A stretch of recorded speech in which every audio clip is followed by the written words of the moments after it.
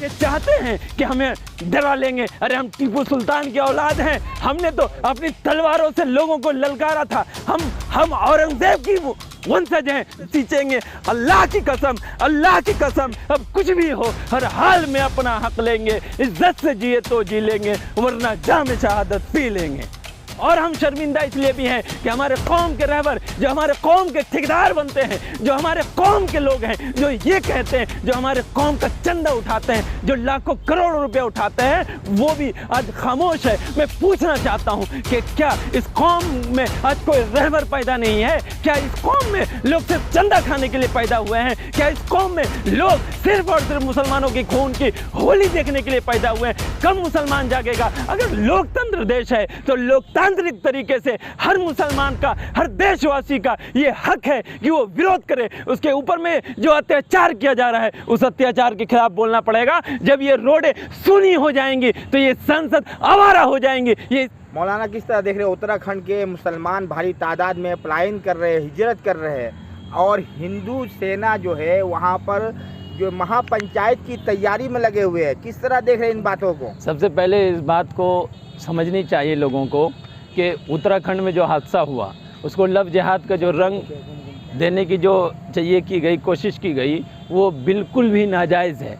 क्यों कि उसी केस में एक हिंदू पकड़ा जाता है जिसका नाम जितेंद्र होता है, मगर उस जितेंद्र के ख़िलाफ़ आज तक कोई कुछ बोलने को तैयार नहीं है। कुछ गोदी मीडिया के लोग जो इसको हिंदू मुसलमान का रंग दे करके, और अफसोस तो ये होती है कि कल माननीय मुख्यमंत्री ने अपने प्रेस कॉन्फ्रेंस में एक बार भी ये नहीं बोला कि आप लोग यहाँ से पलायन मत कीजिए, हम आपकी सुरक्षा की जिम्मेदारी लेते हैं। हमें अफसोस होता है कि किस तरीके से एक समुदाय के लोगों को टारगेट किया जा रहा है, एक समुदाय के लोगों को हमेशा से परेशान करने की कोशिश की जा रही है, चाहे वो टीवी के चैनल के माध्यम से हो, चाहे वो सरकार के माध्यम से हो, चाहे वो संघी गुंडों के माध्यम से हो। अब एक बात बताइए, इस देश के अंदर क्या मुसलमान होना पाप है? क्या इस देश के जो भी स्वतंत्रता सेनानी थे, क्या वो मुसलमान नहीं थे? आज टीपू सुल्तान के ऊपर में सवाल उठाया जा रहा है, क्या वो स्वतंत्रता सेनानी नहीं थे? आज उत्तराखंड में जिस तरीके से मुसलमानों के घर के बाहर में बोर्ड लगाया जा रहा है, दुकानों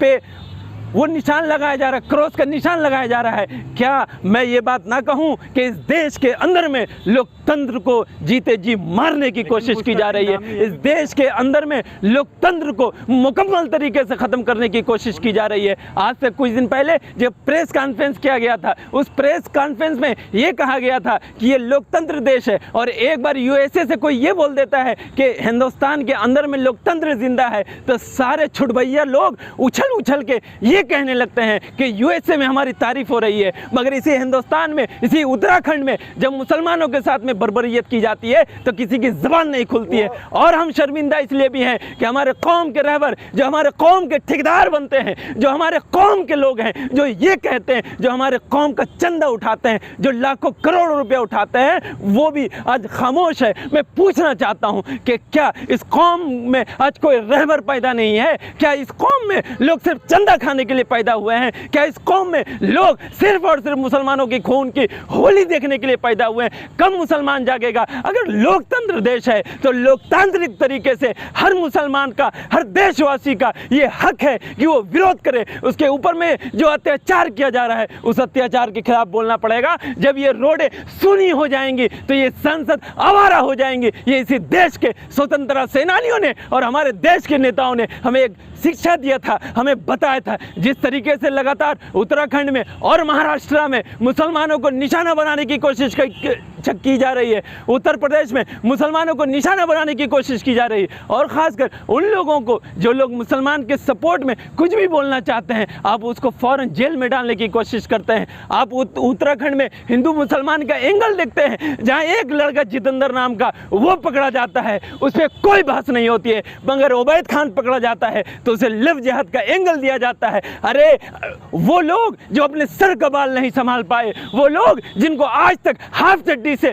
फुल चड्डी आने में बरसों बरस लग गए। वो लव जिहाद की बात करते हैं, वो लव की बात करते हैं। कौन से लव की बात करते हैं? जिस लव के लिए, जिस लव का शब्द भी उसको पता नहीं है। उन लोगों ने अपनी बीवियों को छोड़ के और लगातार दूसरे लड़कियों के, इस समुदाय के, अपने खुद के समुदाय के लड़कियों के साथ में पार्टी में रेप का जो नाटक किया है, इस देश में वो कभी भी माफ नहीं किया जाएगा। इस देश की जनता और इस देश में लोकतंत्र पे भरोसा करने वाले लोग इन चीज़ों को देख रहे हैं और इसका जवाब ज़रूर देंगे। लेकिन वो ठीक है, लेकिन मारा जा रहा, पीटा जा रहा है और कोई भी सुरक्षा देने को तैयार नहीं है। मुसलमान फिर पलायन नहीं करें, ये बताइए। देखिए, इस देश में लगातार 9 सालों से, चाहे वो किराना का मामला हो, से हर चीज़ से मारा जा रहा है। चाहे वो किराना का मामला हो, चाहे उत्तर प्रदेश के दूसरे और ज़िलों का मामला हो, चाहे वो मध्य प्रदेश का मामला हो, चाहे वो महाराष्ट्र का मामला हो, चाहे वो हिजाब का कर्नाटक का मामला हो, हमेशा से मुसलमानों को टारगेट करके एक समुदाय को 80-20 का खेल रचने की ये सरकार लगातार कोशिश में जुटी हुई है। अभी दिल्ली में एक लड़की को मारा गया, उसके अंदर भी ये धर्म जाति का जो एंगल खोजा गया। मैं पूछना चाहता हूं उन लोगों को, अरे इन नेताओं का काम तो है, बीजेपी ने पिछले 75 सालों से इस देश को सिवाय दंगा और सिवाय लड़ाई के और सिवाय टकराव के दिया ही क्या है? मगर हम लोग जो समझदार लोग हैं, वहाँ पे 15-15 लोग वहाँ से गुजरते हैं, मगर उस लड़की को कोई बचाने की कोशिश नहीं करता है। आज सवाल इंसानियत का है, आज सवाल नेतृत्व का है कि हम लोग कहाँ जा रहे हैं इस सरकार के चक्कर में, वोट के चक्कर में और सिर्फ मंदिर और मस्जिद के चक्कर में। जिस तरीके से हम अपनी बर्बादी को आवाज़ दे रहे हैं, ये नाकाबिले बर्दाश्त है। हर लोगों को इस चीज़ों को समझना पड़ेगा। आज जिस तरीके से संगी दलाल ये हमें डराने की कोशिश करते हैं, ये चाहते हैं कि हमें डरा लेंगे। अरे हम टीपू सुल्तान की औलाद हैं, हमने तो अपनी तलवारों से लोगों को ललकारा था। हम औरंगजेब की वंशज हैं, जिन्होंने इस देश के अंदर में ईस्ट इंडिया कंपनी के लोगों को अपने घुटने तले चटवाने के लिए मजबूर कर दिया था। हम तो उसकी औलाद हैं, हम कुर्बानी से कभी नहीं डरते हैं। हमने हमेशा कुर्बानी को अपने सर लगाया है इस देश के लोकतंत्र को बचाने के लिए, इस देश की भाईचारा को बचाने के लिए, इस देश की एकता को बचाने के लिए हमने हमेशा से कुर्बानियाँ दी हैं और हमेशा से हम कुर्बानी देने के लिए तैयार हैं। ये संगी दलाल क्या खाक डराएंगे हमको? ये संगी दलाल क्या खाक डराएंगे हमको? हम राह वफा के रहरू हैं, मंजिल पे ही जाकर दम लेंगे। इस देश के ज़र्रे ज़र्रे को हम अपने खून से सींचेंगे, इस देश के ज़र्रे ज़र्रे को हम अपने खून से सींचेंगे। अल्लाह की कसम इस धरती को गुलजार बनाकर दम लेंगे। सोचा है कफील अब कुछ भी हो, हर हाल में अपना हक लेंगे। इज्जत से जिए तो जी लेंगे, वरना जाम शहादत पी लेंगे।